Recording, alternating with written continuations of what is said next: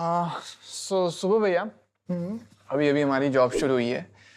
आपके एडवाइस पे मैंने और सैंडी ने दोनों ने म्यूचुअल फंड में इन्वेस्टमेंट शुरू की है। Bro speak for yourself. मैं फिलहाल अभी एंजॉय करूंगा एंड बाद में ना मैं तुमसे ज्यादा इन्वेस्टमेंट करूंगा and I know I will catch up with you. Sandy, अगर तुम कुछ सालों बाद इन्वेस्ट करोगे then you won't have the same benefits as Andy. In fact, you will suffer from what is known as the cost of delay. Even if he invest more money than me. और ये cost of delay क्या होता है? एक बात बताओ, तुम दोनों अपनी सेविंग्स के साथ क्या करने वाले हो? हॉलिडे पे जाऊंगा, गाड़ी खरीदूंगा, रिटायरमेंट होम बनाऊंगा। ओके। एंडी की कार शायद कुछ ऐसी होगी और सैंडी तुम्हारी शायद कुछ ऐसी। एंडी का रिटायरमेंट होम शायद कुछ ऐसा होगा और सैंडी तुम्हारा शायद कुछ ऐसा। एंडी हॉलिडे बनाने शायद पेरिस जाएगा और सैंडी तुम शायद लोनावला।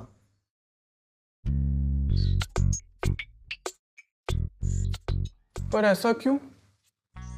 अगर कुछ सालों बाद मैं एंडी से ज्यादा इन्वेस्टमेंट करूंगा तो भी उसके पास मुझसे सब कुछ बड़ा और बेहतर कैसे हो सकता है?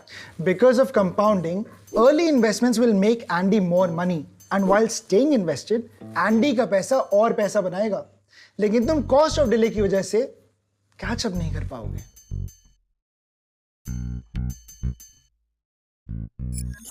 फॉर एग्जाम्पल, अगर एंडी 25 साल की उम्र से हर महीने 5,000 का भी इन्वेस्टमेंट शुरू करता है, then by the time you are 60 years old, you would have made a total investment of 21 lakhs.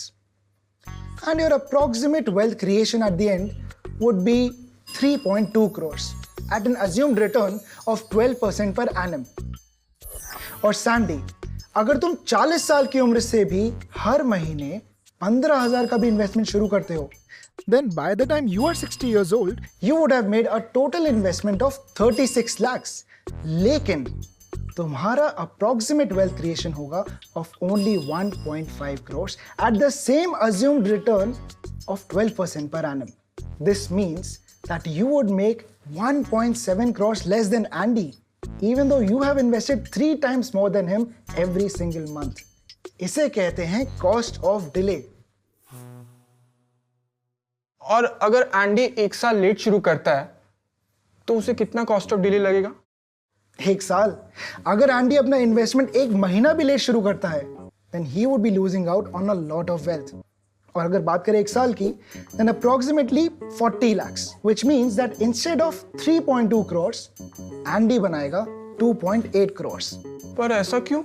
This is because of power of compounding.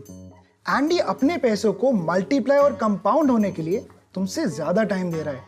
जहां एंडी 35 सालों के लिए इन्वेस्ट कर रहा है, वहीं तुम सिर्फ 20 सालों के लिए इन्वेस्ट कर रहे हो। अब तुम लोग खेलो, मैं जा रहा हूं। कहाँ जा रहा है? अच्छा, लोनावाला जा रहे भाई साहब। To reduce the cost of delay. ले चिकी खा। अरे सही है। हाँ, म्यूचुअल फंड सही है। Mutual fund investments are subject to market risks. Read all scheme-related documents carefully.